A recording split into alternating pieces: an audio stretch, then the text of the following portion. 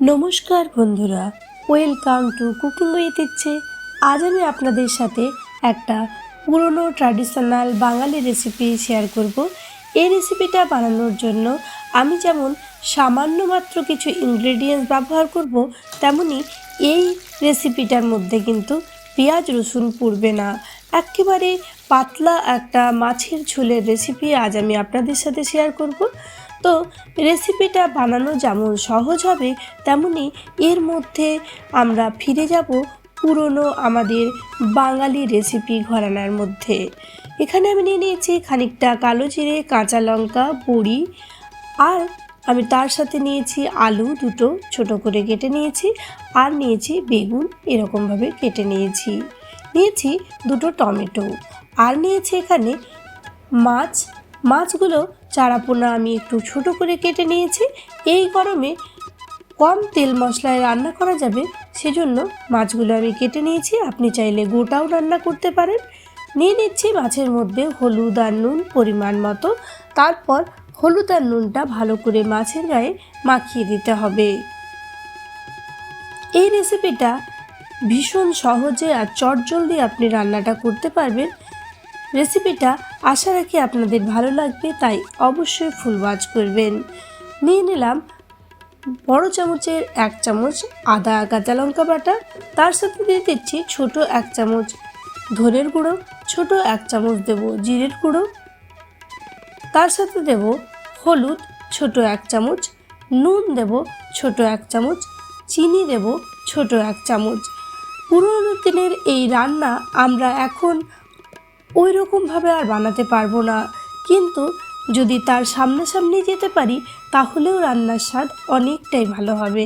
তাই তারা তো সব মশলাকে বেটে পরে, জিরে ধনে সমস্ত কিছুকে বেটে পরে রান্নাটা করতো।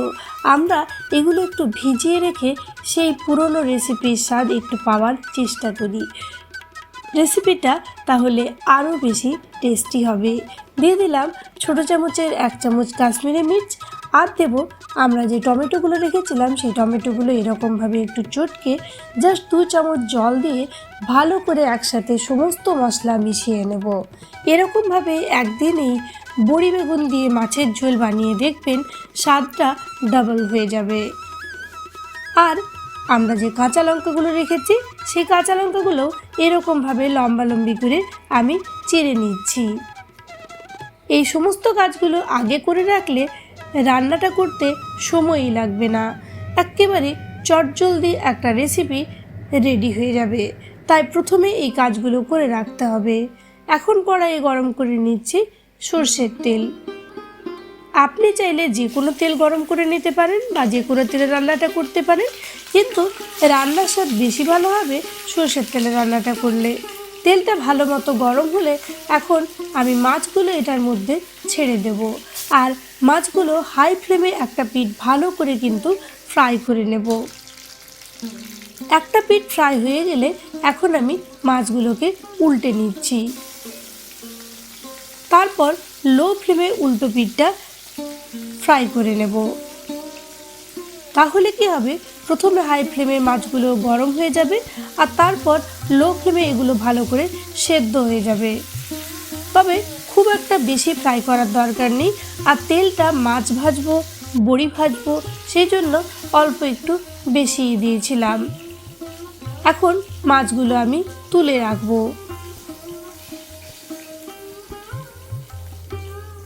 দেখুন মাছ ভাজাগুলো একেবারে পারফেক্ট হয়েছে, তবে খুব একটা কড়া করে আমি মাছ ভাজিনি বা ডুবো তেলেও মাছগুলো ভাজিনি। এখন এই মাছ ভাজার পরে তেলটা আমি একটু কমিয়ে নেব, কেননা এতটা তেল আমাদের রান্নাতে লাগবে না। এখন তেলটাকে কম করে এই তেলের মধ্যে আমি 1 মুঠো বড়ি দিয়ে বড়িটাকে ভালো করে ভেজে নেব। বড়িটা অল্প একটু লাল লাল করে ভালো করে ভেজে নিতে হবে, তবে খেয়াল রাখবেন বড়িটা কিন্তু পুড়িয়ে ফেললে হবে না। বড়িটার রং যখন চেঞ্জ হয়ে যাবে তখন বড়িটাকেও তুলে রাখতে হবে। এরকমভাবে আমি বড়িটাকেও তুলে নিলাম। এখানেই রান্না কিন্তু আমাদের অর্ধেক হয়ে গেল। এই রান্নাটা বারবার করে বলছি, ভীষণ সহজ একটা রান্না। যারা নতুন রান্না করছেন তারাও এই রান্নাটা করতে পারবেন। দিয়ে দিলাম বড়িগুলো তুলে অল্প একটু কাঁচা লঙ্কা আর ছোটো চামচের 1 চামচ কালো জিরে। তারপর এটার মধ্যে দিয়ে দেবো আমাদের কেটে রাখা আলুগুলো দিয়ে প্রথমে একটু ফ্রাই করে নেব। আলু প্রথমে এই জন্যই দেওয়া যাতে করে আলুটা ফ্রাই করে অল্প একটু সেদ্ধ হয়ে যায়।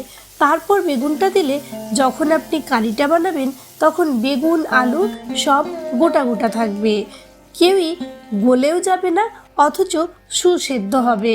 তাই প্রথমে আলুগুলো ফ্রাই করে তারপর আমি দিয়ে দিচ্ছি বেগুনগুলো।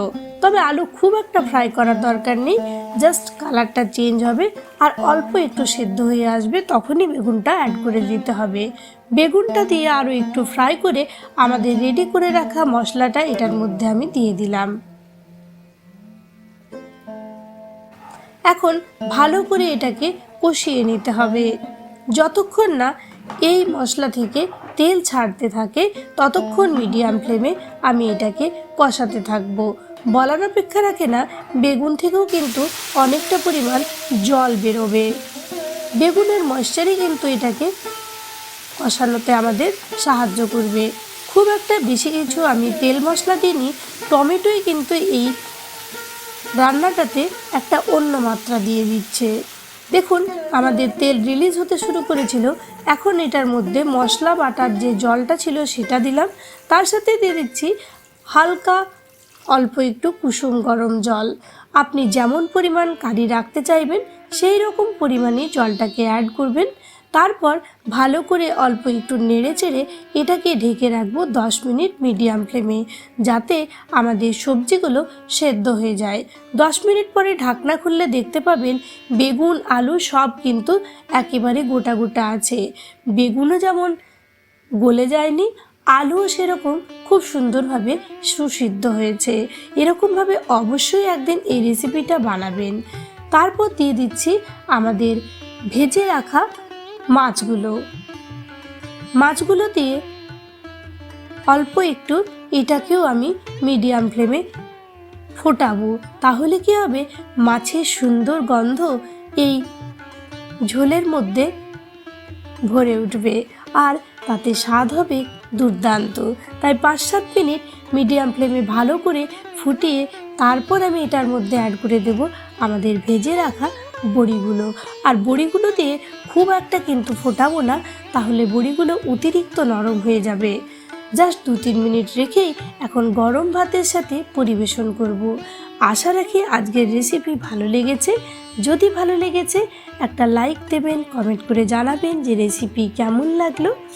আর চ্যানেলে প্রথম দর্শক বন্ধু হলে প্লিজ ফুল ভিডিওটাকে ওয়াচ করে চ্যানেলটাকে সাবস্ক্রাইব করতে ভুলবেন না যেন। পরবর্তী অন্য কোনো রেসিপির নোটিফিকেশান পেতে বেল আইকনটাকে প্রেস করে রাখবেন। দেখা হবে অন্য কোনো রেসিপির সাথে। এতক্ষণ ধরে এই রেসিপিটা আপনি ধৈর্য ধরে দেখেছেন, সেজন্য আপনাকে আমার আন্তরিক ধন্যবাদ। ভালো থাকবেন, সুস্থ থাকবেন।